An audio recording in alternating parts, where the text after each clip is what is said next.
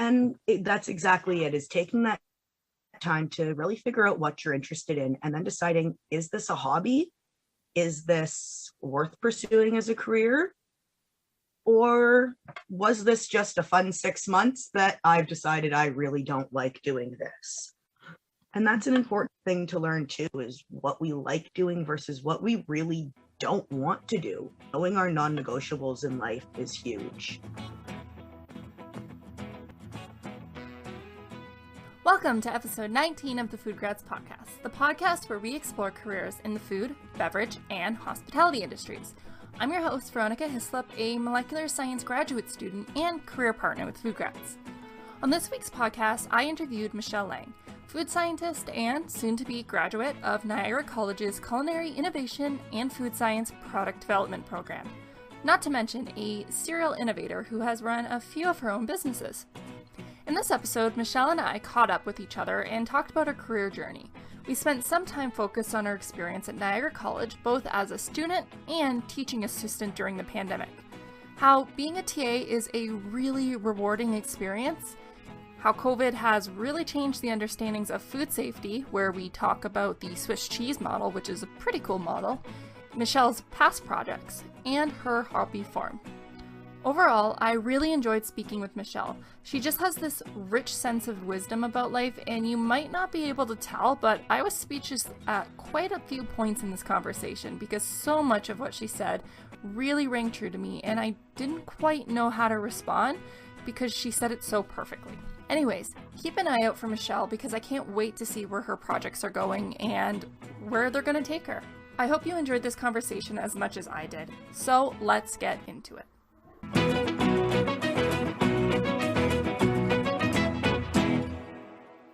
Hi, Michelle. Thank you for coming on the show.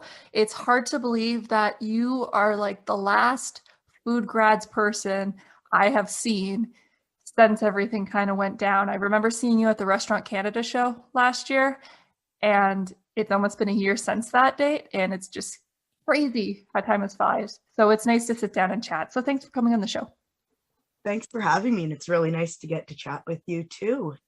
Like you said, it's hard to believe it's been a year since, I'll say, our normal lives, that in the last year we've all had to learn to pivot and change and use that innovator hat a little more often these days to keep things moving forward. But it sounds like we both had some interesting things happen in the last year.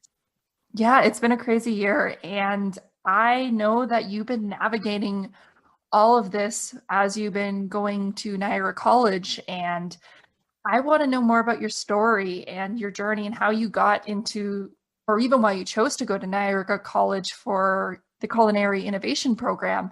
So could you just tell us more about this journey and how has it been since COVID? To get started with my story, I've always been a bit of a food innovator. I remember being a kid running my own businesses, picking fruit and pulling weeds for all of the local neighbors who needed an extra set of hands. And from that, kind of spread into a little bit of an entrepreneurial journey pre-college. And then one day when I was working at a full-time job cutting fruit in the back of a produce department, I realized this wasn't what was going to make me happy, and I needed to go find the thing that would. So that began my search, and pretty quickly I found Niagara College's program, and it fell very much in line with the multifaceted entrepreneurial approach that I take to my life on a fairly regular basis. So all the stars kind of lined up, and I felt like it was going to be a really good place to get to learn and grow. And the last 3 years have told me that that was the best decision I ever could have made. Getting to learn under the professors that we have and the mentorship that's available at Niagara College has been absolutely amazing. So one of the things that you talked about is the entrepreneurial spirit, and it's, to me, to associate schooling with being able to learn about that, it almost sounds like two separate things. So I'm curious about how Niagara College weaves that into the curriculum or supports you with that. Well, being an innovator, we're very lucky in the sense that we get to learn or how all of these programs work within a business model. And I was able to reach out to Dr. Prue and let her know what some of my bigger picture goals were. And a lot of them were in line with how we would be doing our program anyway. I just happened to be thinking about it a little bit outside of the box, which again falls very much into that innovator title that we carry so proudly. Okay. So at my time at Niagara in first year, I developed a frozen dessert product that was unlike anything that was on the market. And when I presented it to Dr. Prue as my class project in first year, she encouraged me to run with it. And from that, I actually started my own business. I got a grant through the city of Hamilton to start it during my summer of first year and had a really great time learning so much about how small businesses exist in the food world that's normally very much industrialized. That's really cool. So actually, with finding out about the support with the city, I guess you just did research on it and you came across this, and did you have to put in an application? How did that work? So personally, I'd actually already done a program through the city of Hamilton prior to going to school, and that was called Starter Company. And that allowed me to initially branch into the entrepreneurship world that I had wanted. And then school kind of followed as a close second to that. So I knew that these programs existed before going to school. So when I approached them again for a second grant towards a food-based venture, I was really lucky in already knowing some of the key members on the teams. So I was able to put my business plan together. And when I went in with my pitch, I was able to be very confident with what I knew and was able to take it from there. Wow. Despite everything I do with loving food and all that, for some reason, starting my own business has just never been something that, so to even think about starting a business, how did you go about, I mean, obviously you did go through the process. How did you even start to make a business plan as an individual who doesn't, have a processing kitchen, let's just say, to start a business like this? To be honest, I started by writing down my dream. I knew what I wanted. And after being in school, I knew the steps I needed to take to get to where I wanted to be. So once I knew what I wanted and how to go about doing it, it really was just a matter of pulling on my boots, lacing them up, and going to talk to people, going to put myself out there and explain what I wanted, and to see who was interested in listening, and to develop those key relationships prior to ever trying to start my entrepreneurial business itself. Finding those key team members that I knew would support me long term was the goal that I knew I needed to achieve. So it really sounds that this experience really has been building and helping you even now with your future intentions. And I'd be curious, is your dream similar to what it was then, or has it evolved since then? There's definitely been some evolution. For a long time, I was concerned about building my own facility for me to get to execute my hopes and dreams in. And in watching what's gone on in the industry, especially with COVID, and the fact that a lot of the traditional food pathways have now been altered. We now have more chefs looking for work than ever before. And I've come to realize that maybe my path isn't building the food. Maybe my path is building the people and helping them get to where they want to be in their journeys. That already sounds quite admirable, if that's the evolution. At the end of the day, I knew if I was going to have to build myself a $500,000 facility to execute my dreams, that there was a lot of room for other people to get to do theirs as well. And that doing this alone isn't going to work.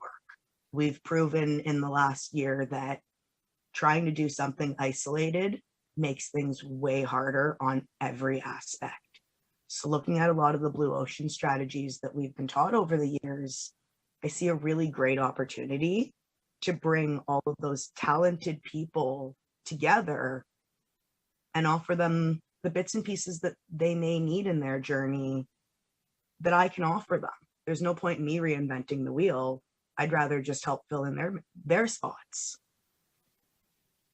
I think that It's a great thought process as well, in the sense that, more than ever, people have the accessibility to start their own businesses and start with the idea. But if you're someone who's maybe a game changer, that you've worked as a chef your whole life, and then maybe transitioning over to the manufacturing side, starting your own business, you're right. Like, that is a big undertaking for one person to do. With food, it's not just simply, you can start a restaurant and you go through the channels, the food safety aspect from food inspectors and that, but starting your own business, there's just so many other aspects that you really do need a team, because building any food product requires a team. So to hear that your next step, or like you're considering being that person to help them along, I think that's such a interesting idea, and I like it.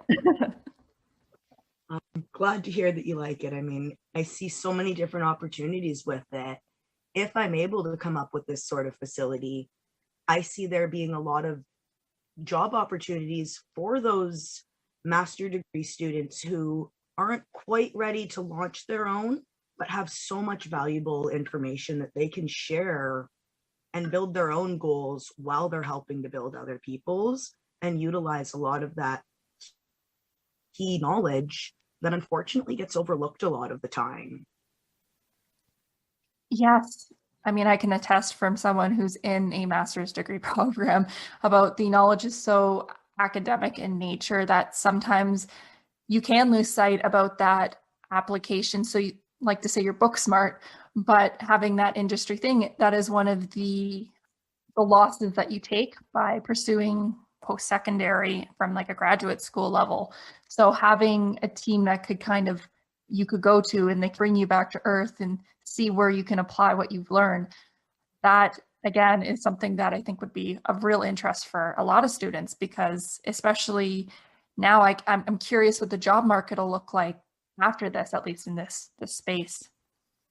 As a parent with 3 young kids and a 4th one in his 20s, it is scary to think, what's the job market going to be next year? Are we all going to pivot to COVID only to have to pivot back?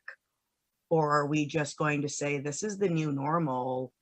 We've spent too much time and energy and investments into making a COVID reality safe. Are we going to go back, or are we just going to keep trekking forward on the path that we're on? With this, irregardless of what happens, I do think that there's definitely going to be this more spotlight on food safety in itself. And I think that's a great thing. I think there should be more focus and stringency put onto these places, and maybe highlighting and promoting. There's a lot of these types of careers out there that the industry needs more of. There's a lot of spaces that need to be filled in these fields. So I think maybe putting this light, it might be a great thing in one way. You're not wrong on that. I, at the beginning of COVID, had the opportunity through my co-op position, actually through Niagara College. I went in and was quality assurance in a meat production facility within weeks of the pandemic being announced. And the tone that I've seen in the facility after the COVID announcement versus what I've seen pre-COVID, there was a lot less arguing. And I don't mean to say that negatively, but oftentimes the science gets lost. And after COVID, a lot more people were able to understand why the rules were the rules. And as much as they may not have liked the rules, they respected them a lot more. And something like that is what I like to hear, because with not the pre, but I do understand, because when working with others, a lot of the things with food safety, you don't see it. If you sanitize a surface, unless it had like dirt that was like buildup, you can't see the difference between the two. So seeing with a lot of quality things, it's avoiding something rather than responding. With a virus, I think people really understanding, like with, asymptomatic carriers or being a carrier, you might not see what you could do, but that doesn't mean you shouldn't put those steps in place. So. Exactly. It made explaining hurdle technology so much easier. And I often refer to it as my Swiss cheese model, because it was a very tangible way to have people understand why, although something may have holes in the technology, when you stack them all together, you get a pretty good barrier. I saw that graphic with the Swiss cheese model. Would you be able to just, for those who might not know, could you just maybe verbally explain a little bit more what that model entails? So the way I like to refer to it is, people, if you were to take a block of Swiss cheese and slice it into standard slices that you would put on your sandwich, for instance, and you hold one up, you can see they've all got little holes from the process of making Swiss cheese. If you turn each piece just a little bit in the stack so none of the bubbles line up, while there may be a hole in each piece, the piece behind it blocks the sight. So now you don't have a hole. When you look at it as a whole, like as a major component of cheese, you're no longer able to see through the holes. The cheese slices are now acting as barriers, keeping a problem from spreading. I think it's a great model. I think that that's something, again, with food safety and even just the science community in general, that there needs to be more visual aspects, understandings, and something as simple as that really just, even though I knew, it just drove the point home even more for me. So I would love, that would be something I'd be more excited to see, is more models for food science and really like bringing it to the public and just making it more engaging. I think that would be an interesting thing to explore as well. I mean, I've got children, so having to explain all of this COVID reality to small children, I had to find a simple way of explaining it that had a very pronounced visual associated with it that even my 4-year-old could grasp. He was 5 when all of this started. So even he was able to grasp the concept. And to me, that means it was a well thought out process. I can imagine having discussions with them. That's a secret asset, being able, if I can explain it to my children, then I can explain it to someone who's in a facility or something like that. So, yeah. It all ropes in together. We like to say it's food science, but at the end of the day, it's life science. Ooh, I like that. I do want to shift our conversation as well. Again, back to you. And before our conversation, you were talking about how you were kind of doing, I believe that you've also been working as a teaching assistant in the program. And correct me if I'm wrong. And I just want to learn more about that and what that would entail at a college. So in my experience working as a TA, I got to work alongside one of our tenured chefs in one of the culinary classes, actually. So I was teaching culinary students within their first, call it 6 months of college experience, and was able to see a whole different lens as to how the food business works, looking at it from a student perspective versus a teaching perspective. It was really interesting because in my role, a lot of it, we were helping to prep and helping to set up. And I noticed that the biggest thing was the role modeling. Once the students noticed me doing something, very quickly they adapted to doing it my way. And that was really interesting to see that happen that quickly. And now 3 years later, I'm still seeing, I'll call them Michelle-isms, with students that I've never met, which tells me those initial round of students are passing on the message. And that was really, really impactful in my career, to get to see just how quickly we can influence the next generation and how far that influence really can spread. That's really cool. I've been working as a teaching assistant as well. So I do think about how I think the ways that I was taught, I know have definitely affected how I was. And I'm happy that with this, you've been able to be in person as well. You've mentioned to me that despite things, you've been sanitizing and everything. So you've had that class that's able to see you. So it's being able to be a teaching assistant. I can only imagine that can encourage you to take these skills. And again, you're building these skills for which could eventually lead you to some of your aspirations after you graduate from this program. Most definitely. I've been a very, very lucky individual in that sense, that I was able to almost tailor my program to what my specific needs were within the food world, because they aligned so closely to a lot of the core values that we teach. And I can't say enough great things about our professors who pivoted and were willing to come along the journey with me.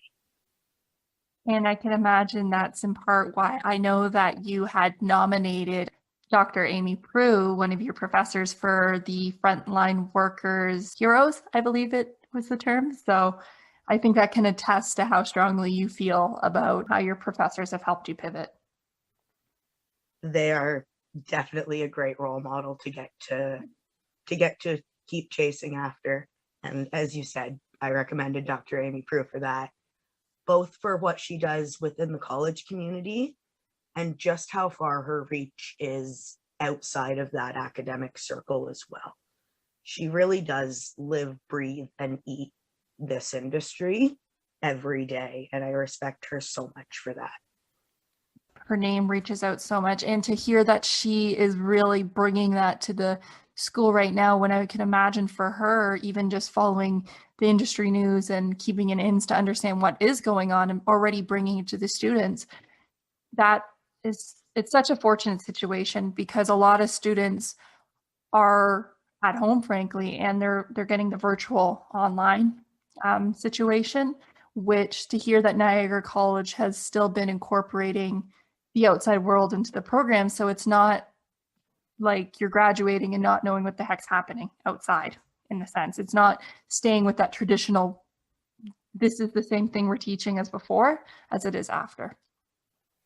Exactly. And our professors did a great job of pivoting to that reality. And I cannot say enough great things about how they were able to accommodate what needed to be accommodated and still provide us with such a high level of education. I love that. And again, I'm going to pivot the conversation because I don't know, I just wanted to chat about your hobby farm. I just think that is so cool, and I want to point that out. And could you tell me a little bit more about that? So I call it a hobby farm. I live in the middle of the city. I have neighbors directly around me. So to call it a hobby farm may be a bit of a stretch on my behalf.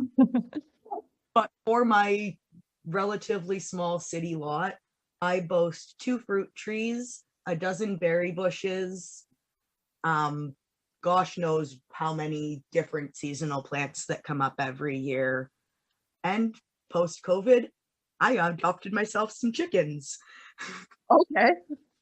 So my neighbor's been really supportive with that as well. And it's been a really interesting process going about that. I don't know how long they're going to stick around for, but it was definitely an interesting project to get to do with my kids in the midst of all of this. I know that you were doing this prior to this, but I know that farming blew up during COVID because people had the time to finally get back to the roots, which I think is so cool. But how long have you been tending to, first of all, I'm just shocked to find out where it was. I don't know. I assumed that you were in the middle of nowhere doing this. So props to you. Thank you very much. I love what I do. So I've been doing this for a really long time, actually, in my neighborhood. When my oldest son was an infant, I worked with the local Kiwanis Boys and Girls Club, and we actually started a community garden where we dug out the old dirt, brought in new stuff. I transplanted half of my backyard into the lot, and we had a really good time teaching kids where food came from. It made me incredibly sad that day when I asked the kids in the room where their food came from, and most of them said the grocery store. Oh. They didn't grasp that their food actually grew outside and that somebody had to tend to it and raise it for it to show up in the grocery store. And I think that was the moment 10 years ago that I knew I had to find my own path in the industry to make sure that kids knew where their food came from. Yeah, it's definitely an important issue. I mean, to be honest, it's not something that I'm not around a lot of kids lately, so it's not something that comes to mind, but it definitely would be super important to learn where your food came from. There's not only that, it discourages food waste, things like that, but For you to be able to start a garden where you are attests to the possibilities that what little land someone has, they can make it like a learning journey for not only themselves, their family. You get to reap the rewards if it's done properly. And I can imagine that it's satisfying to do, to be able to say, I was the one who took these few months, tended to it, and here we are. It really is great to get to know where your food came from. But my bigger point of pride is that up and down my street during the summer, I don't think any of us go grocery shopping. We all just swap what grows in our yards. We plan out our gardens accordingly. And we always have everything we need. I've got two of my neighbors convinced at this point. They both have fruit trees in their front yards. I've got a few more that are looking to put some berry bushes in this coming season. I want the edible urban environment, so I've been making it happen. So tell me, if I wanted to start, I have no idea where to start. Let's just say someone. What would your recommendation be for someone who wanted to start their own edible garden? Your own edible garden on your property? Honestly, top advice, pick the 3 things you like to eat the most and go research them. Growing food really isn't as hard as people like to make it out to be. It needs some dirt, some water, and some sunshine. Everything on top of that is extra. See, this is why I want to chat about it, because even despite me being in this industry, it sounds like it'd be way harder than just that. I'll be honest. So once you start getting into scalability, definitely you've got disease to worry about and space requirements and all of that fun stuff. But for the average person starting out, a small pot of dirt, a recycling bin, an empty ice cream container, honestly, is really all you need to get started, is the want to learn. You need a sunny window to get some herbs growing. Dr. Prue and I often compete throughout the winter to see who can keep their plants growing the longest with minimal efforts. And we've learned that green garbage bags and tomato cages can extend your growing season by almost 3 months. Holy, that's insane. So it really just starts with the desire to want to try and the knowledge that sometimes it's gonna fail. You might kill a plant. That's life.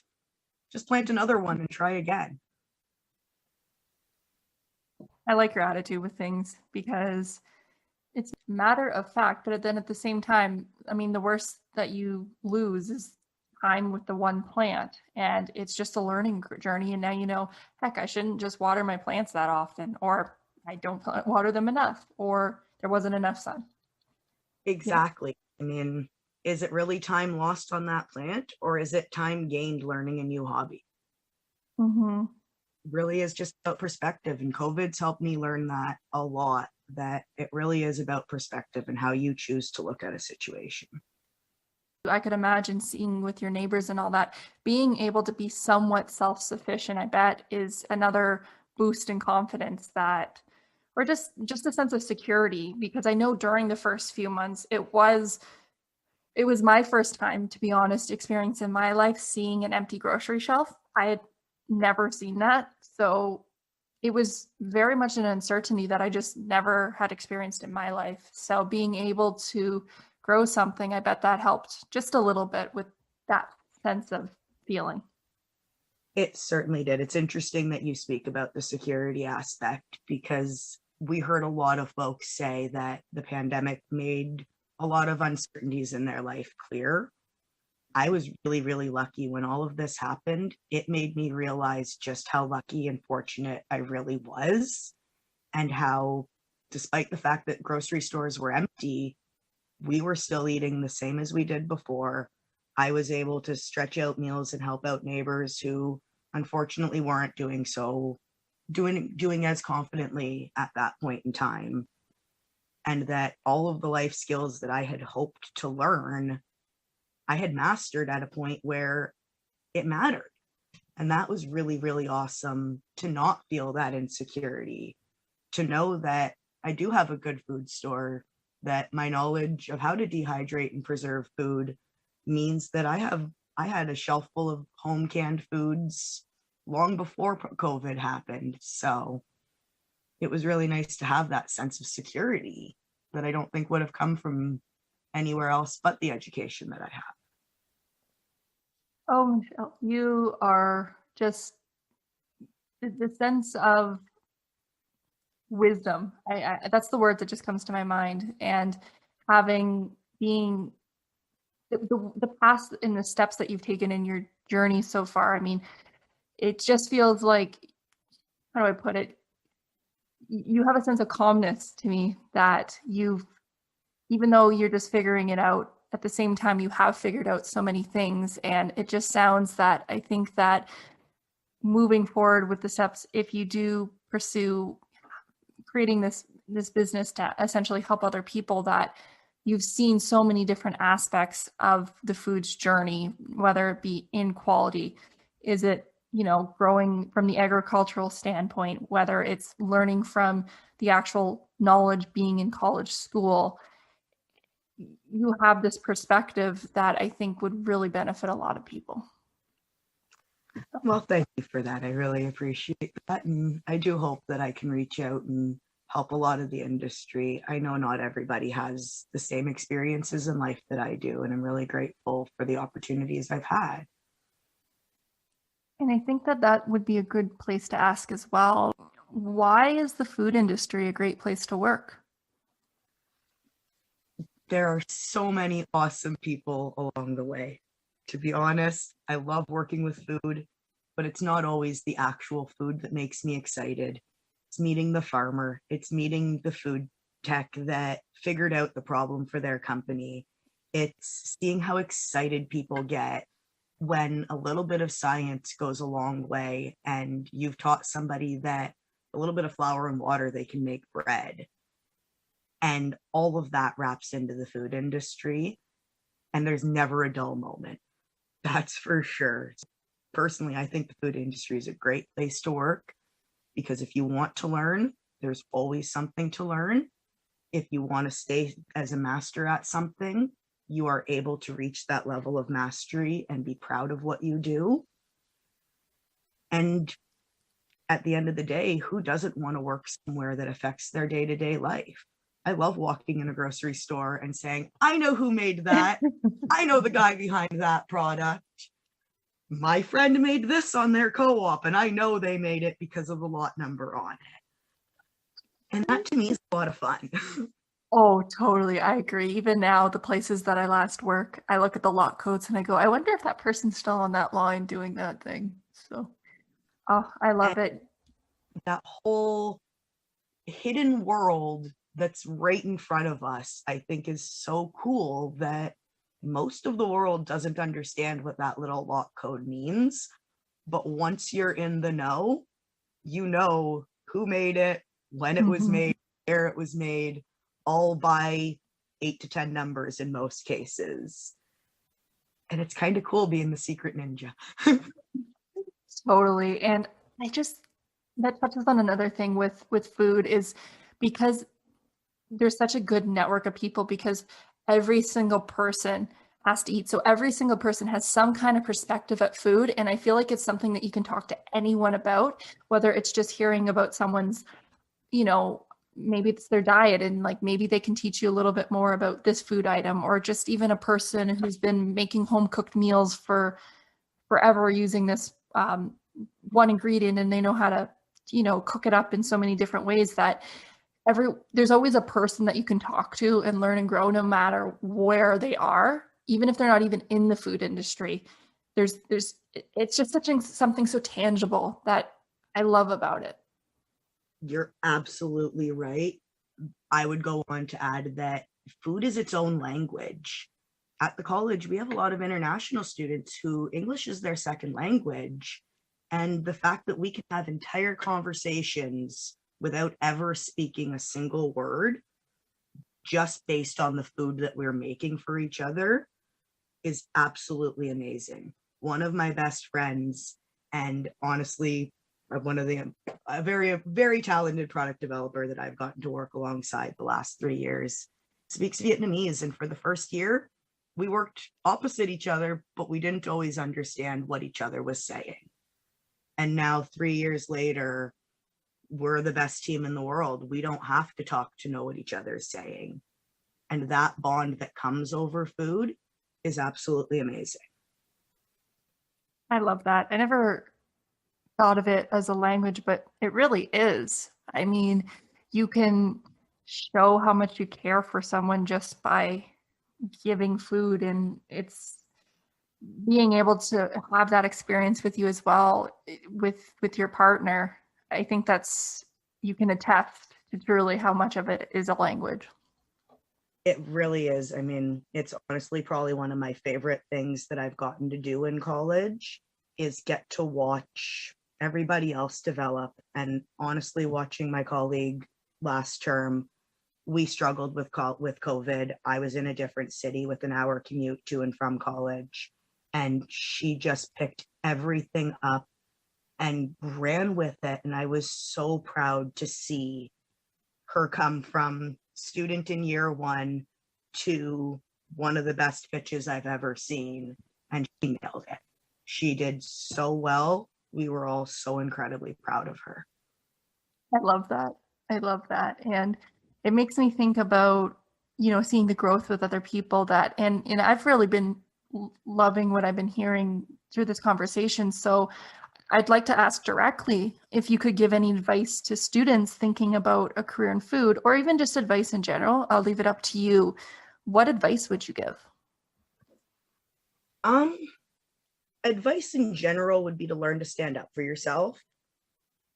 Far too often as young folk, we're told maybe our ideas are a little too innovative or our opinions are a little too strong, and that we should get some more experience before we think our opinion is worthwhile. And while experience is a huge factor in a lot of things, learning to stand up for yourself and standing up for the experiences you do have is probably the biggest thing I could tell anybody going into food in general. Find the thing you love. Find the thing that makes you passionate, whether that be perfect cuts or harvesting the ingredients or writing the super awesome food safety plans that keep the food and the people safe. Find the thing that lights your fire and run with it, and don't look back. I think that's great advice. Just starting with an interest, it can take you really far. It certainly can. Set yourself a reasonable time frame to explore that interest, but give yourself that time, knowing that you might fail along the way, but that's part of the learning experience, and that you keep trekking until you've reached that time frame that you've allotted for yourself, and then make a decision. I agree, because I think that a lot of people are so caught up in having this set, I don't have a dream, I don't have anything, but I think a lot of times we get also so caught up in what we're doing for our coursework that we lose sight of what we actually enjoy. We don't give that time to breathe and to explore and to figure out if we do like something, because I feel like school really instills the stress that, focus only on school, but then you lose sight of why you even had an interest in it. And I like your advice is to just, put the time aside, whether it be 2 months to grow that plant, see if you enjoyed liking it. And maybe from that interest, that's when I'm going to spark your next step to say, hey, I like that. I want to keep going. Maybe I should figure that out for my next step in my career journey. Or, hey, I just like that as a hobby. This makes me happy. Sometimes that's just good enough as well. And that's exactly it, is taking that time to really figure out what you're interested in, and then deciding, is this a hobby? Is this worth pursuing as a career? Or was this just a fun 6 months that I've decided I really don't like doing this? And that's an important thing to learn too, is what we like doing versus what we really don't want to do. Knowing our non-negotiables in life is huge. Definitely, for sure. And I think that this is a good point to end our conversation, but I do want to just ask before I end it off, where can people connect or find you? I'm available on LinkedIn if anybody would like to reach out to me there at Michelle Lang via Michelle Lang. I'm also okay to share my email address if you're all right with that. Yeah, I can definitely share that here. I can also just add it in the show links if you prefer. Either or.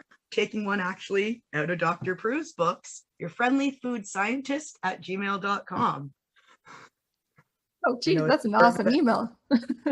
Honestly, I'm kind of surprised that it wasn't already taken, especially with the lead friendly food scientist already on our team. I figured Amy would have had it already. That's why I'm actually a little shocked that it was still available too, because that is a great name. I mean, it's how we refer to ourselves a lot in the industry is your friendly food scientist.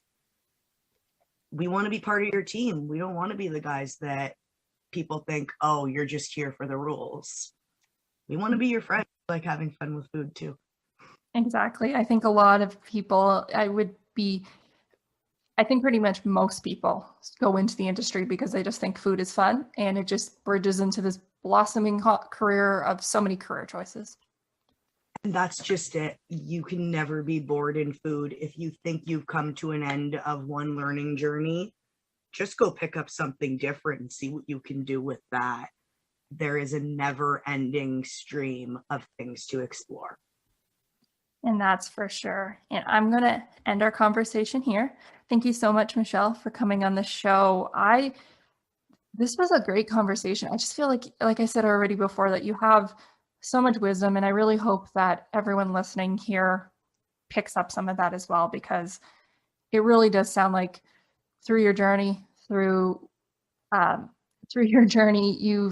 tried many new things, and you've seen a little bit with what works for you, and you move on if it doesn't. And that's the fun part of life. I mean, if we forget that it's not that if we only ever go for the end goal, we forget the journey in between. And that journey is so much fun. That's for sure. So once again, thank you so much, Michelle, for coming on the show. It was a great time. Thanks for having me. I look forward to the next time we can chat. Me too.